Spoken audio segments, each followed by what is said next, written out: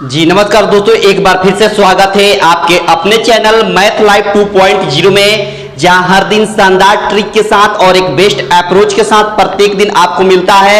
लगातार बिहार सिविल और civil court को देखते हुए और आपका बिहार पुलिस के एग्जाम को देखते हुए और अन्य एग्जामों को भी देखते हुए धड़ाधड़ आपको वीडियो मिल रही है और तगड़े तरीके से आप चटका रहे हैं। और आज जो है कुछ स्पेशल होने वाला है।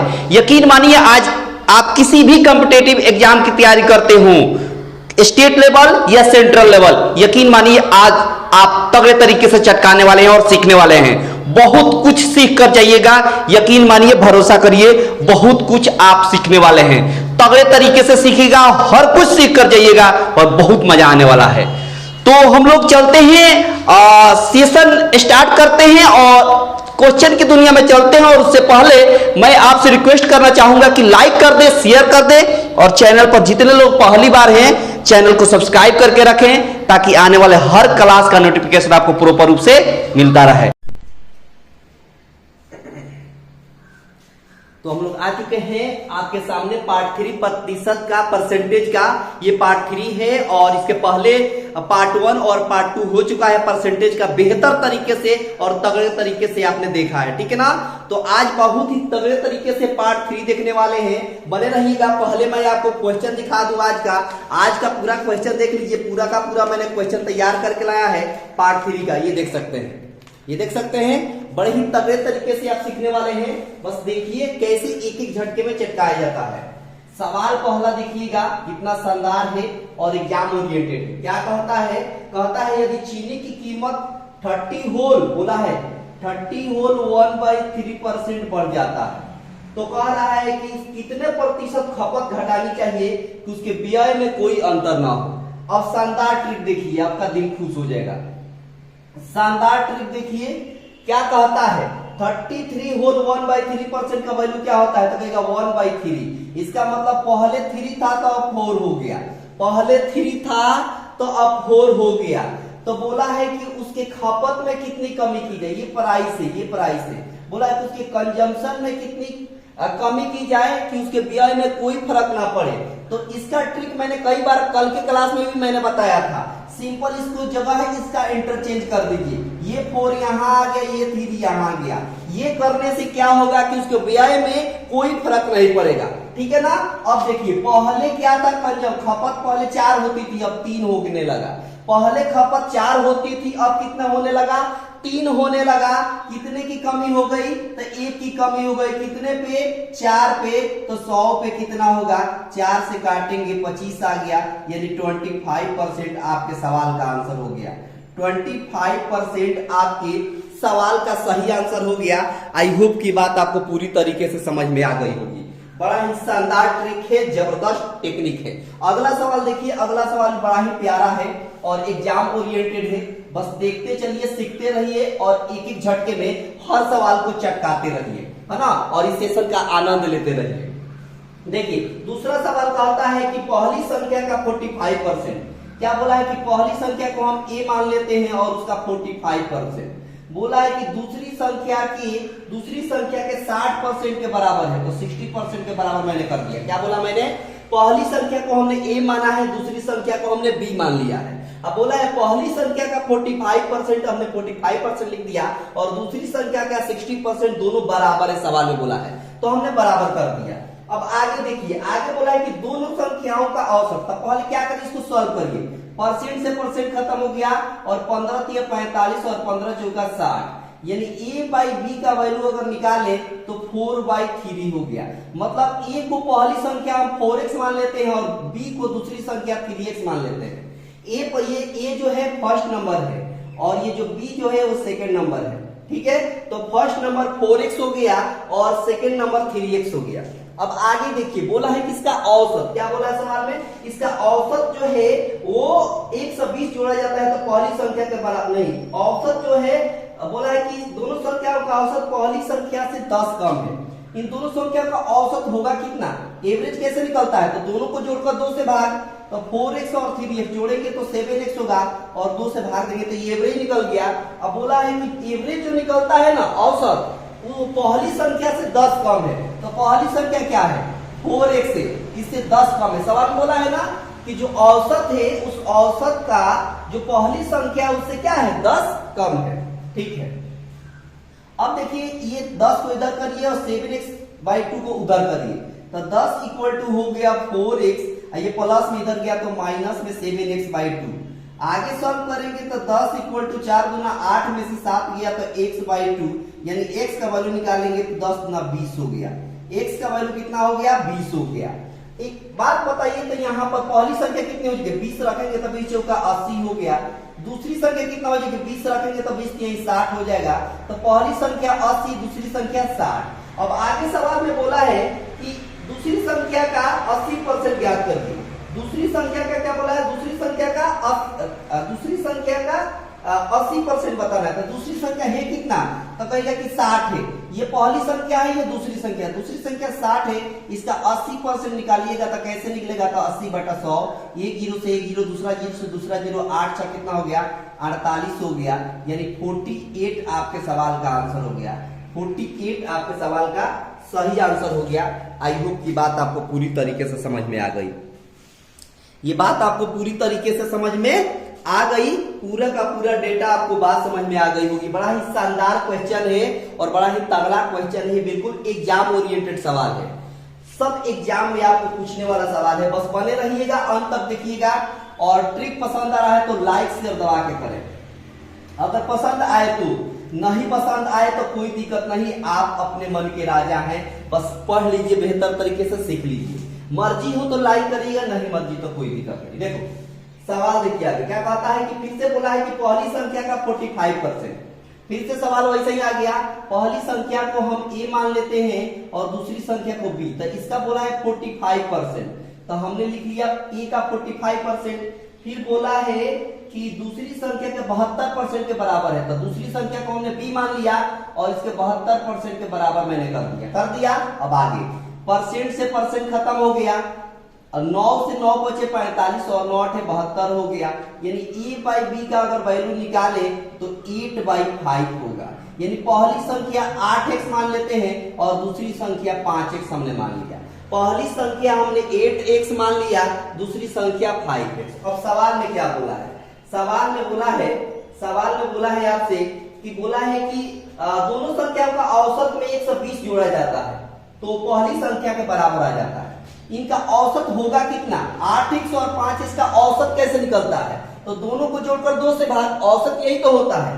दोनों को जोड़ेंगे तो 8x और 5x मिलकर 13x हो गया और 2 से भाग देंगे तो औसत हो गया। अब बोला है कि इसमें 120 जोड़ा जाता है, इसी में कितना जोड़ा जाता है, औसत में 120 जोड़ा जाता है, तो पहली संख्या के बराबर हो जाता है। पहली संख्या क्या है 8x है, तो 8x हमने रख दिया। अब इधर 120 हो गया, इधर 8x और ये प्लस में इधर गया तो माइनस में 13x/2 हो गया। तो यहां से हो गया 120 बराबर 8 गुना 16 में से 13 गया तो 3x/2 हो गया। 3 से कटेगा 40 बार में, ये 2 इधर जाकर मल्टीप्लाई होगा तो x बराबर 40 गुना 80 हो गया। x का वैल्यू 80 हो गया। x का वैल्यू कितना हो गया 80 हो गया, तो पहली संख्या कितनी हो जाएगी, तो 8 8 64 640। दूसरी संख्या कितनी हो जाएगी, तो 80 रखेंगे यहाँ, तो 8 5 40 400 हो गया। पहली संख्या 640, दूसरी संख्या 400 आ गई ना। अगले लाइन में क्या कहता है सवाल में, अगले लाइन में कहता है कि पहली संख्या का 60% बताइए। पहली संख्या का क्या बताइए 60% बताइए। तो पहली संख्या कितना है, तो कहिए कि पहली संख्या आपका 640 है, इसका कितना परसेंट 60% बताना है। तो देखिए ना, एक जीरो से एक जीरो, दूसरा जीरो से दूसरा जीरो, 6 चौका 24 का 4 हो गया, 2 कैरी, फिर 6 6 36 36 और 2 38 हो गया, यानी 384 हो गया आपके सवाल का आंसर। 384 आपके सवाल का आंसर हो गया। 384 आपके सवाल का सही आंसर हो जाएगा। कहीं गड़बड़ी तो नहीं हुई है। जब हम दोनों संख्याओं का औसत में 120 जोड़ते हैं, 120 हमने जोड़ा तो पहली संख्या के बराबर हो जाता है, तो पहली संख्या का 60% बताना है। तो पहली संख्या का हमने 60% बता दिया। 120 जोड़ा और ये इधर गया तो 8 गुना 16 में से 13 गया, 3x/2, 3 से काटा 40 बार में, 40 गुना 80 हो गया। 8 80 हम रखे तो 8 64 हो गया, 6 से 40 और इसी का 60% हमने निकाला तो 384 हो गया और यही आपके सवाल का आंसर हो गया। यही आपके सवाल का सही आंसर हो गया। यही आपके सवाल का सही आंसर हो गया ना। अगला सवाल देखिए, अगला सवाल क्या कहता है, आराम से देखिए, कोई हड़बड़ी नहीं, कोई बेचैनी नहीं। अगला सवाल क्या कहता है देखिए, आराम से देखना है, कोई इसमें ज्यादा सोचने की जरूरत नहीं है, एक एक झटके में हर सवाल को चटकाना सीखते रहिए। आगे बोलता है सवाल में कि राम जो है, बोलता है कि राम को उत्तीर्ण होने के लिए 40% आवश्यक है। देखिए पास और फेल पर सवाल पूछता है आपके एग्जाम में, पास और फेल पर सवाल पूछता है और ये परसेंटेज से ही सवाल बनता है। क्या कहता है देखिएगा, बोला है कि 40 राम को उत्तीर्ण होने के लिए 40% लाने की जरूरत है, मतलब पास होने के लिए 40%। देखिए जब भी आप पास और फेल पर सवाल बनाए तो याद रखिए प्रयास यही रहना चाहिए कि पास को इक्वल कर दे, पास को क्या कर दे, इक्वल कर दो।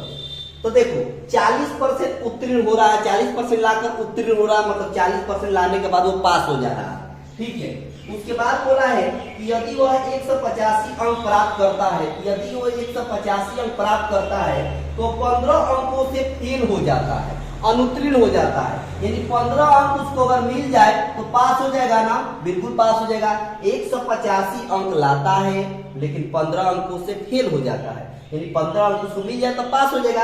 इधर भी पास है, यानी दोनों पास इक्वल कर देंगे तो यहाँ पर हो गया 40% का वैल्यू कितना हो गया, जोड़ेंगे तो 200। तो 1 0 से 1 0, 4 से 4 5 20, यानी 1% का वैल्यू हो गया 5, 1% का वैल्यू हो गया 5। बोला कि अधिकतम अंक कितना होगा, अधिकतम मतलब टोटल कितना का पेपर हुआ था, तो 100% टोटल होता है, टोटल अंक अपने आप में कितना होता है 100%, तो 100% का वैल्यू कितना हो जाएगा, तो कहेगा कि 100% का वैल्यू हो जाएगा 1% का वैल्यू 5, तो 100% का वैल्यू हो गया 500, यानी 500 आपके सवाल का आंसर हो गया।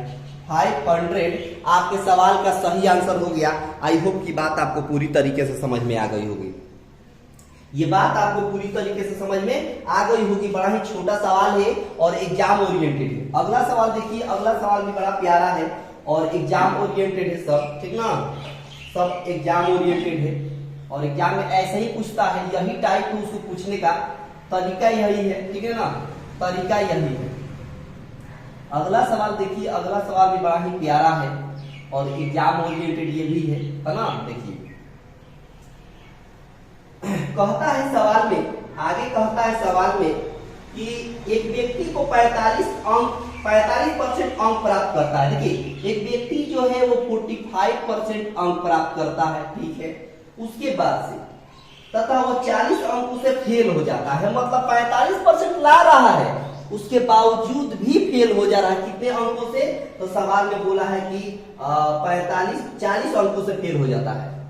अरे वो 45% ला रहा है लेकिन फिर भी 40 अंकों से फेल हो रहा है, तो मैंने शुरू में ही बताया था कि पास किया जाता है। सवाल को बनाते समय हम पास में लाएंगे, तो 45% लाया और 40 अंकों से फेल हो रहा है, मतलब 40 अंक इसमें अगर जोड़ दें तो ये पास हो गया, तो कहेगा बिल्कुल हो गया।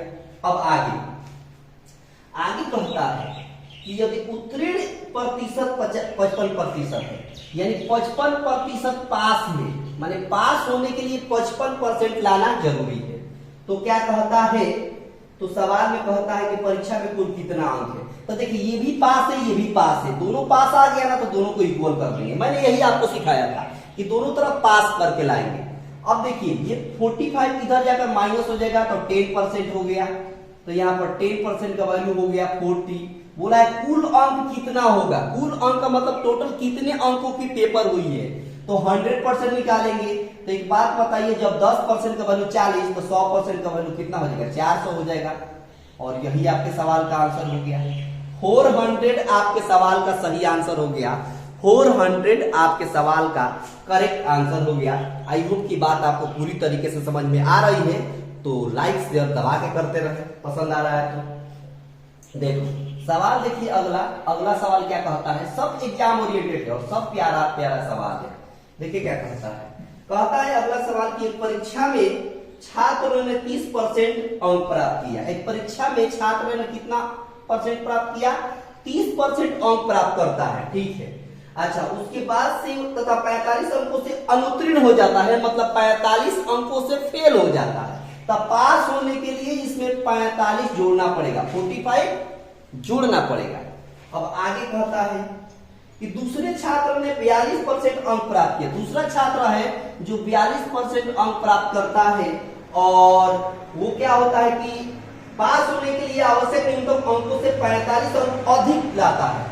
मतलब 45 अंक 42% लाता है लेकिन 45 अंक जो है अधिक ला देता है। तो अधिक ला देता है मतलब 45 अंक उसको एक्स्ट्रा मिला है, यानी 45 अंक अगर घटा देंगे तो भी पास ये होगा।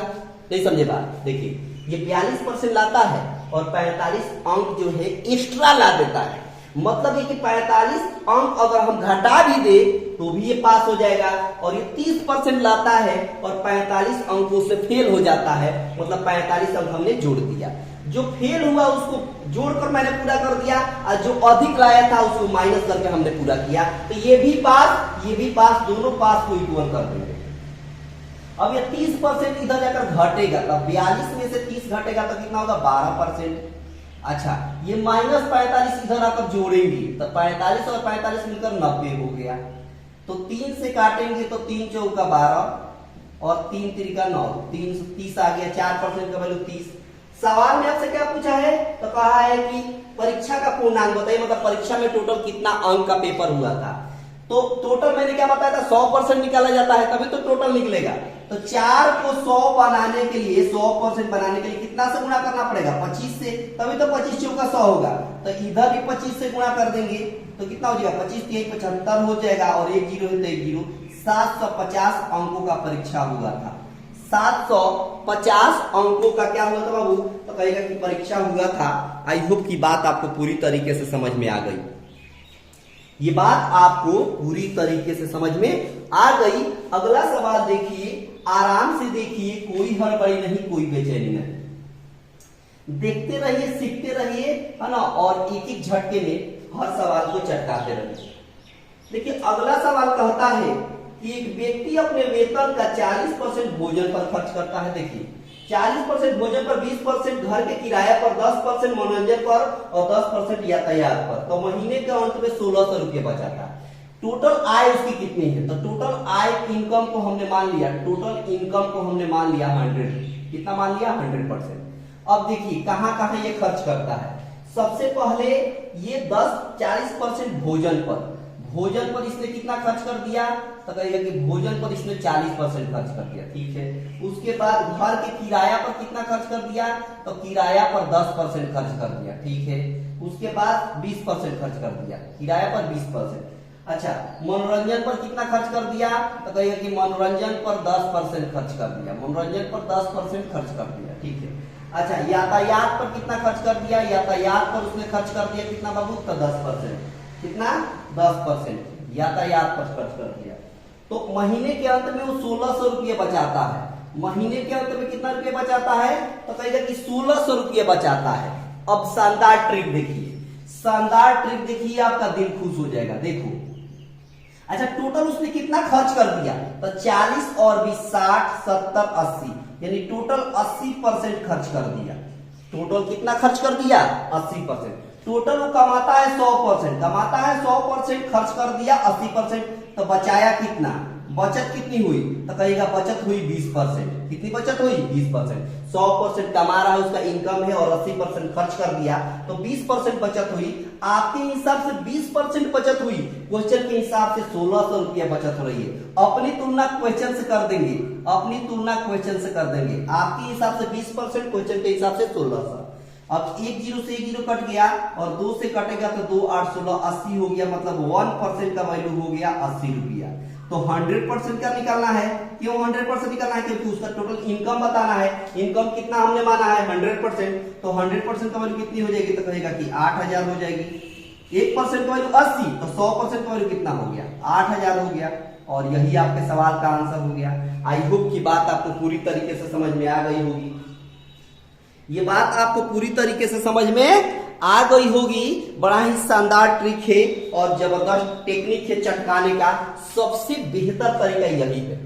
इस सवाल को चटकाने का सबसे बेहतर तरीका। एक और बात बताएं, आपको समझाना है तो हमें इतना ये गजल लिखना पड़ा, आपको इतना गजल नहीं लिखना है, आपको इतना गजल नहीं लिखना है, क्योंकि हमें आपको समझाना है, इसलिए मैंने ये लिखा है।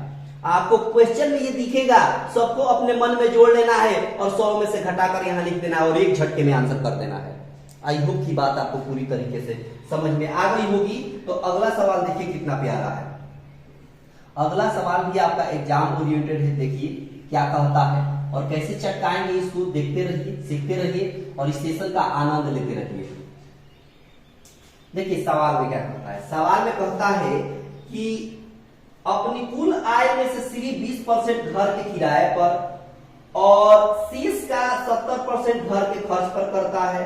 यदि वो 72 रुपये की बचत करता है तो कुल आय, तो कुल आय यहाँ फिर से हम 100% मान लिया।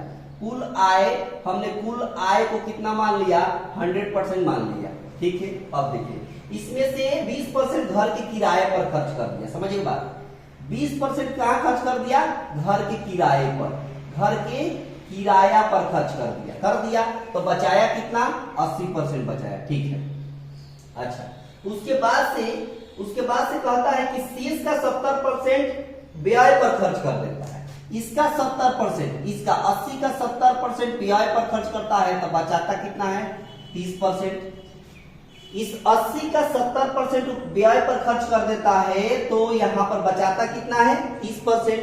अच्छा एक बात बताइए, 30% बचाता है और आपके हिसाब से 30% बचाता है और क्वेश्चन के हिसाब से बोला है कि 7200 रुपया बचत होती है।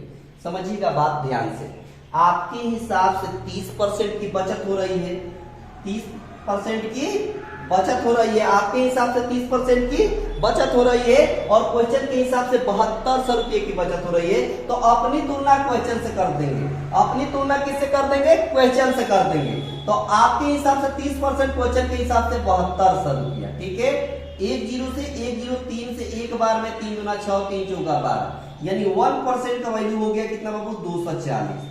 1% का वैल्यू कितना हो गया, 240। और आपसे पूछा है कि टोटल इनकम कितना है, टोटल कितना आय है, तो 100% का वैल्यू निकाल देंगे। तो जब 1% का वैल्यू 240 तो 100% का वैल्यू कितना हो जाएगा, तो कहेगा कि 24,000 हो जाएगा। 100% का वैल्यू कितना हो जाएगा, तो कहेगा कि 24% हो जाएगा। आई होप की बात आपको पूरी तरीके से समझ में आ गई। ये बात आपको पूरी तरीके से समझ में आ गई ना, बहुत शानदार। अगला सवाल देखिए, अगला सवाल बड़ा ही प्यारा है और कैसे चटकाएंगे देखते रहिए, सीखते रहिए, देखते रहिए, हंसते रहिए, मुस्कुराते रहिए और इस सेशन का आनंद लेते रहिए। ठीक ना। देखो सवाल क्या कहता है। सवाल में कहता है, यहां पर ध्यान से देखिएगा, सवाल में क्या कहता है। कहता है कि किसी कस्बे की जनसंख्या प्रतिवर्ष 25% बढ़ जाती है।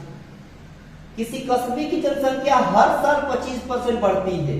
ठीक है, और यदि इसकी वर्तमान जनसंख्या 4800 है। वर्तमान जनसंख्या कितनी है, 4800 है, 4800 है। ठीक है, तो 2 वर्ष बाद पूछा है कि 2 वर्ष बाद जनसंख्या कितनी होगी।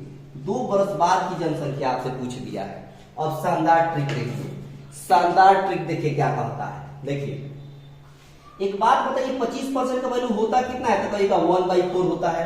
25% का वैल्यू कितना होता है, 1/4। बेसिकली यहाँ सक्सेसिव लगता है। क्या लगता है, सक्सेसिव वाला प्रोसेस लगता है। या आप यूं कह सकते हैं कि इसी टाइप का सवाल बनता है कंपाउंड इंटरेस्ट का, कि किसी मान लीजिए मूलधन 4800 रुपया है, 25% रेट लग रहा है, तो 2 साल के बाद चक्रवृद्धि ब्याज कितना होगा, ये भी पूछता है। तो वही तरीका अपनाएंगे सक्सेसिव। तो पहले 4 था, उसके बाद से हो गया 5, एक बढ़ गया ना, यहाँ पर 4 था, एक हमने बढ़ा दिया तो 5 हो गया। ये पहले साल 4 से 5 हो गया, दूसरे साल भी 4 से 5 होगा।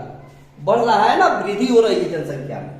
तो यहाँ 4 में गुना करेंगे तो यहाँ पर 16 हो गया और यहाँ पर 5 में गुना करेंगे तो 25 हो गया। अब देखिए, अब जरा सोचिए, ये वर्तमान रेशियो है, ये जो 16 आया है वर्तमान, और ये 2 वर्ष बाद का है, ये 2 वर्ष बाद का है। समझ रहे हैं बात। अच्छा एक बात बताइए, वर्तमान आपके हिसाब से कितना यूनिट है, 16 यूनिट है। कितना है बाबू, 16 यूनिट है।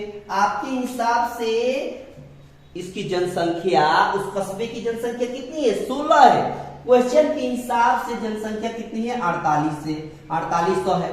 तो अपनी तुलना क्वेश्चन से कर देंगे। 16 से एक बार में 16 3 48 300 आ गया, मतलब एक यूनिट का वैल्यू 300 हो गया। सवाल में पूछा है कि 2 साल बाद का बताइए, तो यही तो 2 साल बाद वाला है यूनिट। कितना यूनिट है 25 यूनिट है, तो एक यूनिट का वैल्यू 300, तो 25 यूनिट का वैल्यू 25 की 7500 हो गया। तो 2 साल बाद जनसंख्या कितनी हो जाएगी, तो कहेगा कि 7500 हो जाएगी। अगर हर साल 25% जनसंख्या वृद्धि हो रही है तो 2 साल बाद जनसंख्या कितनी हो जाएगी, तो कहेगा कि 7500 हो जाएगी। 7000 कितनी हो गई जाएगी बाबू, तो 7000 कहेगा 500 जनसंख्या हो जाएगी उस कस्बे की। ठीक है ना। सवाल देखिए अगला सवाल बड़ा ही प्यारा है, देखिए कैसे चटकाएंगे। आराम से देखते चलिए, सीखते चलिए और एक एक झटके में चटकाते हुए चलिए और इस जीवन का और इस सेशन का आनंद लेते चलिए। देखिए अगला सवाल कहता है कि किसी शहर की, बोला है कि किसी शहर की वर्तमान जनसंख्या 8100 है।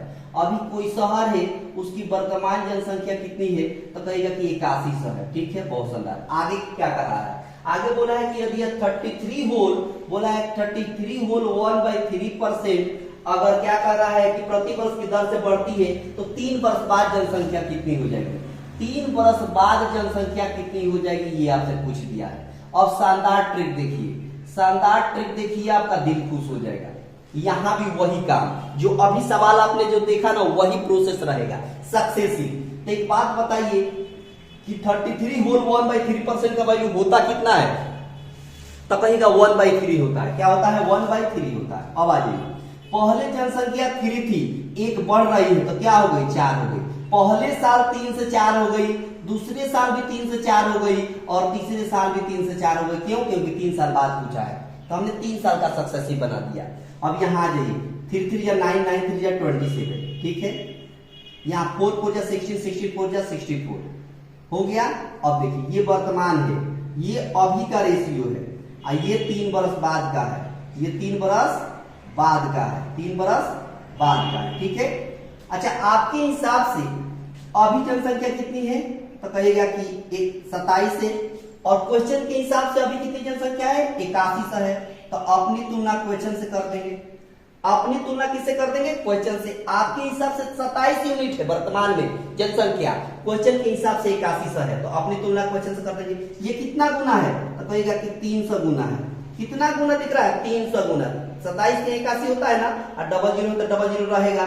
तो ये 3 साल बाद का कितना यूनिट है 64 यूनिट है, यानी 64 यूनिट का वैल्यू निकालना है। तो जब एक यूनिट का वैल्यू इधर 300 से गुना हुआ है तो इधर भी 300 से गुना कर देंगे तो कितना हो जाएगा 4 3 12 का 2 और 6 3 18 1 19 और डबल जीरो है तो डबल जीरो, यानी 19,200 आपके सवाल का आंसर हो गया। 19,200 आपके सवाल का आंसर हो गया। आई होप कि ये बात आपको पूरी तरीके से समझ में आ गई होगी। ये बात आपको पूरी तरीके से समझ में आ गई होगी। बड़ा ही शानदार और अद्भुत अद्भुत सवाल है और एग्जाम ओरिएंटेड है। बस एक एक झटके में आप चटकाते हुए चलिए, बिल्कुल आपको दिक्कत होने वाली नहीं है। अगला सवाल देखिए, अगला सवाल कितना प्यारा है। अगला सवाल बड़ा ही प्यारा है, देखिए कैसे चटकाएंगे। सवाल में बोला है, क्या बोला है कि एक मशीन का क्रय मूल्य 20,000 है और 10% वार्षिक दर से अवमूल्यन हो तो 3 वर्ष बाद इसका मूल्य कितना हो जाएगा। देखिए एक मशीन है जिसकी कीमत कितना है, तो कहेगा 20,000 है। ठीक है। अच्छा, उसके बाद से बोला है कि 10% वार्षिक दर से क्या हो रही है, अवमूल्यन हो रही है, तो 3 वर्ष बाद कितनी कीमत हो जाएगी 3 वर्ष बाद। अब शानदार ट्रिक देखिए।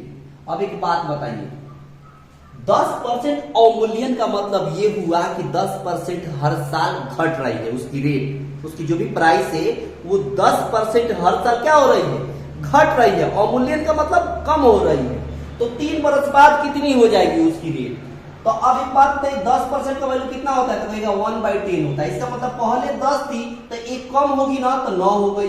3 वर्ष बाद बोला है तो एक साल में हो गया 10 से 9, दूसरे साल भी 10 से 9 होगा, तीसरे साल भी 10 से 9 होगा। तो यहाँ हो गया 1000 हो गया और इधर हो गया 729। 9 9 का क्यू कितना होता है, तो 729। अब आ जाइए, आपके हिसाब से उस मशीन की कीमत कितनी है, 1000 यूनिट है और सवाल में बोला है 20,000। सवाल में बोला है 20,000, यानी अपनी तुलना क्वेश्चन से कर देंगे। ये कितना गुना दिख रहा है, तो कहिएगा कि 20 गुना दिख रहा है। ये कितना गुना दिख रहा है, 20 गुना, तो आप भी इधर 20 गुना कर दीजिए। तो 20 गुना करेंगे तो 9 गुना 18 हो गया, और 2 गुना 4, 4 1 5 हो गया, और 7 गुना 14 हो गया, और 1 जीरो है तो 1 जीरो, मतलब 14,580 हो गया। 14,580 आपके सवाल का सही आंसर हो गया। 14,580 आपके सवाल का सही आंसर हो गया। आई होप कि ये बात आपको समझ में आ गई होगी। अगला सवाल देखिए, अगला सवाल कितना प्यारा है, ठीक है ना, पसंद आ रहा है ना। ये सब आपका एग्जाम ओरिएंटेड है, दिल थाम कर बने रहिए। अभी और क्वेश्चन है, बने रहिएगा अंत तक देखिएगा, हर क्वेश्चन से कुछ ना कुछ सीखने को मिलेगा। देखिए, कहता है कि पेट्रोल की कीमत 20% बढ़ गई। पेट्रोल की कीमत प्राइस कितनी है, 20% बढ़ जा रही है। प्राइस कितनी बढ़ रही है, 20% बढ़ रही है, ठीक है। अच्छा, उसके बाद बोला है कि खर्चों को समान रखने के लिए राम को यात्रा कम करनी चाहिए। कितनी कम करनी चाहिए, तो शानदार ट्रिक देखिए, शानदार ट्रिक देखिए। एक बात बताइए, प्राइस क्या हो गया, 20% का मतलब होता है 1/5। पहले प्राइस 5 थी, तो एक बढ़ गई तो कितनी हो गई, 6 होगी ना, बिल्कुल होगी। इस 5 का 20% कितना होगा, 1 होगा। तो पहले 5 था, तो एक बढ़ा देंगे, ऊपर एक बढ़ रहा है ना, तो 6 हो गया प्राइस। अब बोल रहा है कि उसके खर्च में क्या बोला है सवाल में, खर्चों को समान रखने के लिए यात्रा कितना कम करना पड़ेगा। खर्च अगर कम पड़े, खपत कम हो, खर्च कम मतलब खपत कम करना पड़े, तो उसके खपत में, खर्च में कोई फर्क ना पड़े, समान रहे, तो यात्रा कितना कम करना पड़ेगा। तो अभी स्टार्टिंग में ही मैंने सवाल पहले बताया था कि इसको स्थिर रखने के लिए, मतलब खर्च को स्थिर बनाए रखने के लिए इसकी जगह को इंटरचेंज करते हैं। क्या करते हैं, इंटरचेंज करेंगे। तो ये हो गया 6, ये हो गया 5। पहली यात्रा 6 थी, अब 5 हो गई। पहली यात्रा 6 थी, अब 5 हो गई।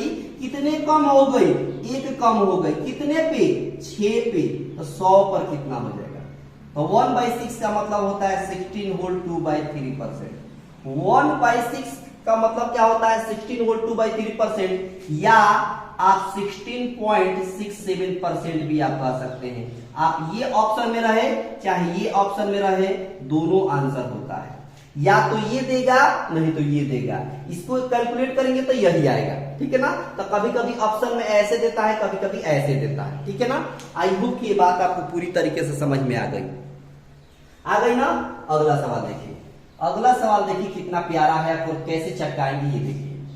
सवाल में कहता है कि सवाल में कहता है कि चुनाव में 2 उम्मीदवार हैं। एक उम्मीदवार को 35% वोट मिलता है और दूसरे उम्मीदवार को 240 वोटों से हार जाता है। तो चुनाव में कुल कितने वोट डालेंगे। चुनाव में टोटल हम मान लेते हैं कि 100% वोट डालेंगे। टोटल वोट कितना है, तो हम कह देते हैं टोटल वोट कितना है, 100% है। अब आराम से देखिए, कोई हड़बड़ी नहीं, क्योंकि आपके परीक्षा में चुनाव से भी रिलेटेड सवाल आते हैं, चुनाव पर आधारित सवाल पूछता है। तो देखिए, चुनाव पर आधारित जब सवाल पूछे तो कैसे बनाएंगे, देखिएगा। बोला है कि 35% एक उम्मीदवार को वोट मिलता है। इसमें से क्या होता है कि एक उम्मीदवार को 35% वोट मिलता है, तो दूसरे को 65% वोट मिलेगा। अरे, एक उम्मीदवार को 35% वोट मिलता है, तो दूसरे को कितना मिलेगा, 65% मिला होगा।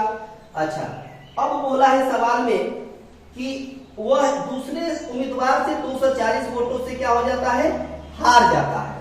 दूसरे उम्मीदवार, अच्छा, 240 वोटों से हार रहा है। अच्छा, एक बात बताइए, आपके हिसाब से कितने परसेंट से हार रहा है। पहला जो व्यक्ति है दूसरे से कितने परसेंट वोटों से हार रहा है, तो घटाइए, तो 5 में से 5 जाएगा तो 0, 6 में से 3 जाएगा तो 3। आपके हिसाब से 30% वोटों से हार रहा है, जबकि क्वेश्चन के हिसाब से 240 वोटों से हार रहा है। तो अपनी तुलना क्वेश्चन से कर देंगे।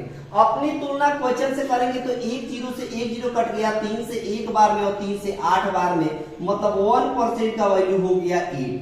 सवाल में पूछा है टोटल वोट कितना है, तो टोटल वोट को हमने क्या माना है, 100%। तो 100% का वैल्यू कितना हो जाएगा, तो जब 1% का वैल्यू 8, तो 100% का वैल्यू 800 हो गया। 100% का वैल्यू कितना हो गया, तो कहेगा कि 800 हो गया। और बड़ी आसानी से आपने चटका दिया, बड़ी आसानी से आपने चटका दिया। कोई दिक्कत, तो कहेगा बिल्कुल दिक्कत नहीं। बिल्कुल आपको दिक्कत होने वाली नहीं है। अगला सवाल देखिए कैसे चटकाएंगे। अगला सवाल भी बड़ा ही प्यारा है।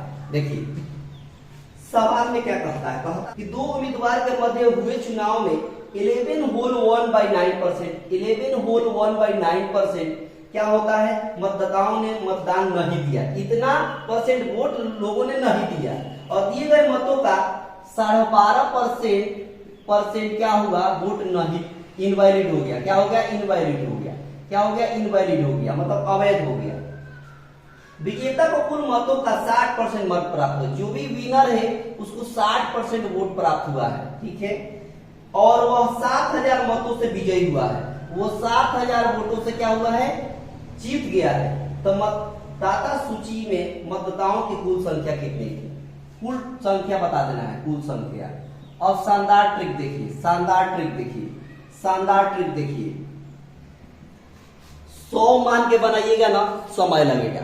100 मान के बनाइएगा तो क्या होगा, समय लगेगा। तो देखिए उसके लिए उपाय क्या है, इसको लीजिए, इसमें नीचे क्या है, 9 है। क्या है बाबू, 9 है। तो हम 9 मान लेते हैं या 90 मान सकते हैं या 900, कुछ भी मान सकते हैं।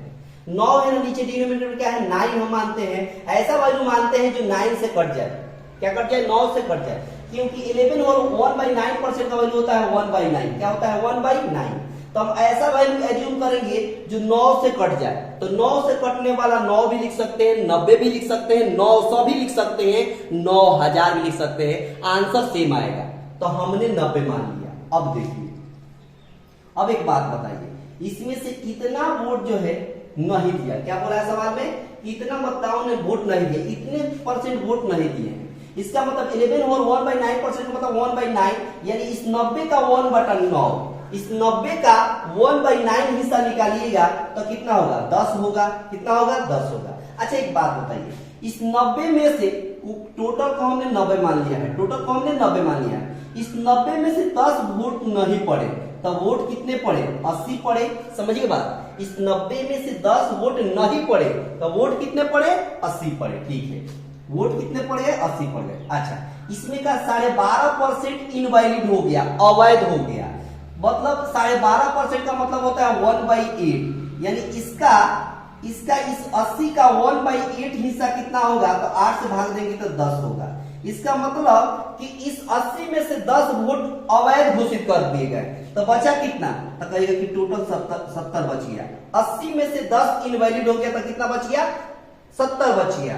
अच्छा, आपके हिसाब से समझिए बात, आपके हिसाब से 70 बच गया। आपके हिसाब से टोटल कितना बच गया, 70 बच गया।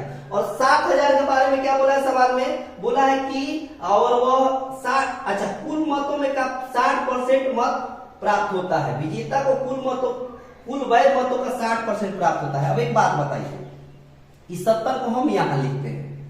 अच्छा, जो इसको 2 हिस्सों में, यही वैलिड वोट है, इतना ही वैलिड वोट है, ये 2 हिस्सों में बढ़ जाता है, विनर और लूजर, जीतने वाला और हारने वाला। जीतने वाला 60% वोट प्राप्त करता है, तो हारने वाला 40% वोट प्राप्त किया होगा। तो इस 70 का 60% कितना होगा, 6 7 42 हो गया। और इस 70 का 40% कितना होगा, तो 7 चौका 28 होगा। यानी जीतने वाले का 42 यूनिट, हारने वाले का 28 यूनिट।